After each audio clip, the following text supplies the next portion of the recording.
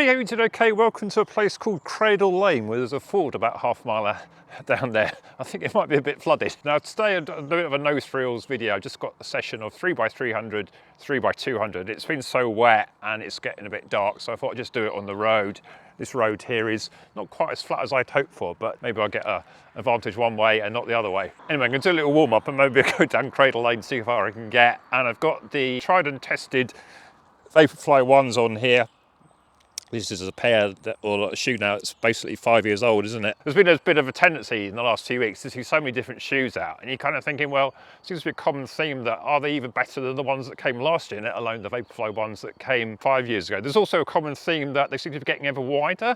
I think there's this temptation now that there's sort of feeling that people have got wide feet and people like me with narrow feet don't seem to exist anymore, and you need every shoes wide, which is great, of course, if you've got wide feet, and probably lose a few subscribers, all the people have got wide feet. But yeah, sometimes you just think it's a horses for courses, isn't it? Anyway, let's get this warm up done. So we've arrived at the ford. Not quite as wet as I thought. There is a little path that goes by the side of it, so we'll have to see if we can just go and negotiate that. Not the best of warm-ups for the Vaporflies, but the Vapor Weave upper at least saves the day to a certain extent. And for the likes of Ben Notley, a bit of mud on the hills on this run, I would say.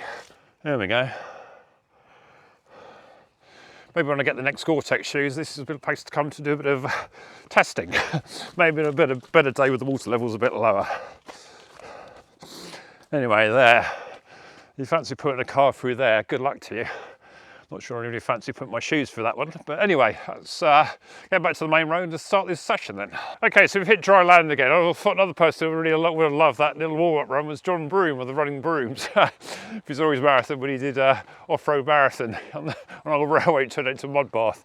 Anyway, so we've got Old Lane here and we've got High Thicket Road here, which goes on back there down to the main road. So I think I'm basically going to sort of semi-cheat a bit by having a bit of a slightly downhill for the 300s. It's meant to be 1500 metre pace. So on a track that would be about 60 seconds for a 5-minute 1500 or 80 a lap. So with a slight downhill, let's see if I can get somewhere near there. And then we've got 3 200s afterwards, which is 800 metre pace, which usually I just do as a sort of a hard near sprint, to be honest. And so we go, with about 1 minute 30 jog. Matt said to do 200 metre jog, but I think that would be equate to about 130 very slow jog, so here we go. I've got track 800 next Sunday at Lee Valley again, last one of the season. So I've enjoyed them. I've done 2 800s now, so see if I can do a similar sort of performance last time. 226 to beat. If I get 225, that would be great for me, I think, and see if I can improve through the summer. So certainly not the end of the 800 metre series, just starting really. I quite enjoyed the change really from just doing all these sort of marathon sessions. I think so many YouTubers do marathons, almost a bit sort of snowed out of them, and starting different marathon shoes now. It's just nice just to put on a pair of shoes that I like these Vaporflies, and just get going in a session and just worry about the running. I'm not really trying to be an influencer for sure. Anyway, right, let's put the camera down and then I'll get some footage of the first one. I do like these sessions in the countryside. Maybe I need to do them earlier though, because all seem to be doing the near dark, don't I? But I chose this lane because I thought it'd be fairly quiet. So there's a car coming past me. Anyway, so I'll put the camera down here and then let's see how we do on the first one.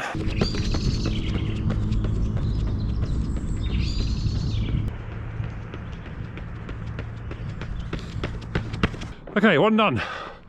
20 seconds to go. Right, see you after the next one. Okay, second one down. 56. Slightly downhill. We'll take that. Nice to get a feeling of a bit of speed. So I'm just jogging back up the hill a bit. So I can then do these 200s flying down this hill to the main road. Hope you can still see me. Nice sort of short and sharp session. Just to get the legs turning over. And psychologically, just sort of find it easier on the road. Nice straight line running. Okay, maybe a bit downhill distance, but sometimes just need the confidence to run a bit quicker. All right, camera down then for the next one. 54.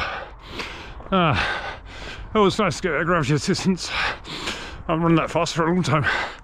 Anyway, nice to get a bit of leg speed, as I say. Sometimes that's what it feels it's all about. And yeah, right, I'm just walking up the hill a bit, watch out these 200s, which see if I can put slightly more effort on it. With that sort of speed I should be able to do under 35 on these. but I don't want to strain myself too much, just in case. It's getting a bit dark now, so I need to watch any potholes as well. Okay, on to the next one. Oh, 33. As I said, these are slightly downhill for sure. Okay, next one sets, or Vaporfly ones. I just feel like an old friend, really. I've held my feet so well, and at this speed I suppose I'm doing kind of elite level marathon pace, aren't I? Which is scary to think. I think at 33's only just a second quicker than Kipchoge could do 34, 68, 400s for a whole marathon, which is really scary. On to the second of the 3 200s. That's all I'm doing. Another 33. That's encouraging. Make sure I don't avoid putting anything. This is a bit of high risk territory, but I feel quite okay. I got my Nike Trail shorts on, which give quite a lot of compression as well. It's a bit lighter here as well. So I think the last one will be right up to the main road. Okay, around 30 seconds to go. Let's have a little jog just to get a bit of light to get out the legs. Then we'll swing around and we'll go. Excellent. Okay, session done. Main road behind me, so another 33. So I got all 3 200s at 33 Sonic, which is pleasing. Admittedly downhill, as I said, but yeah, that's all good. All right, now I'll jog back up to where I parked my car now. And yeah, nice session done. A week to go until my race, or next one anyway. And then I got a bit of a gap. I think I'm doing a 5k early April I've entered, and then start thinking about some outdoor track. I've looked at some of my sort of peers and noticed that a lot of the guys are just not too far ahead. Some of them sort of split between people like me who used to be sort of half decent and people that never used to run at all as a sort of senior.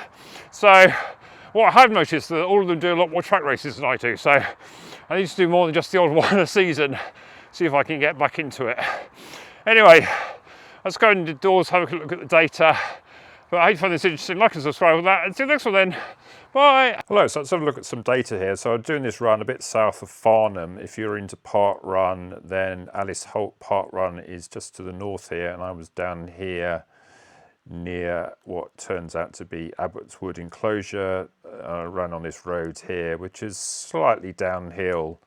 And you can sort of see that I was coming down here and then going up a little bit here. I parked here, and the Ford was somewhere down this little lane here. So it was a little bit of tarmac, then it went into a track, which was quite flooded. It was mainly downhill to the actual river and then back up again. So yeah, not the best of warm-ups, but sometimes it's fun to have a bit of something different, isn't it?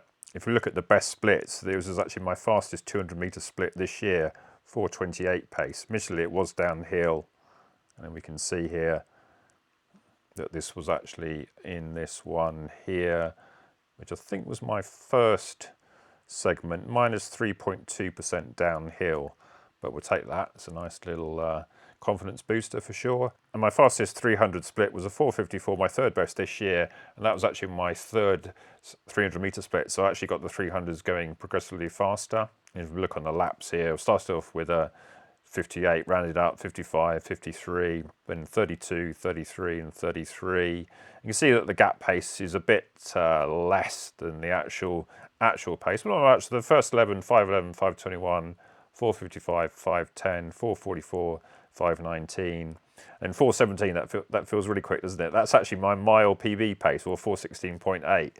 If I could do a whole mile downhill about 3-4%, maybe like back to where I was, but still a 4:49 on gap, and then 4:26, 4:48, 4:26, 4:47. Let's have a look at some of the cadence on some of these ones. This is the last of the 200 reps, so averaging 195 cadence. That's not sort of too bad actually. I thought at that sort of speed I'd be well into the 200, so I feel like I'm striding out quite nicely down the hills.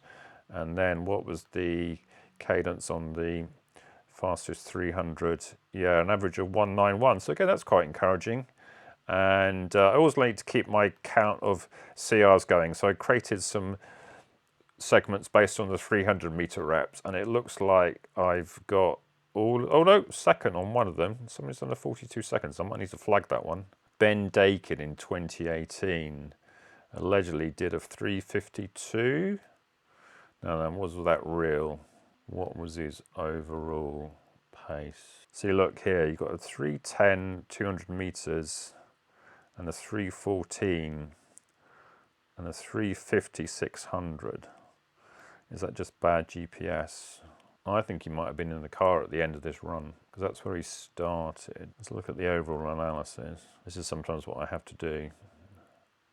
So he's only got pace on this run, but yeah, towards the end of this, I think he was in a car at the end of this. I'm going to flag it, definitely. Here we go. Look, flag in car at end of run, doing 3-minute miling.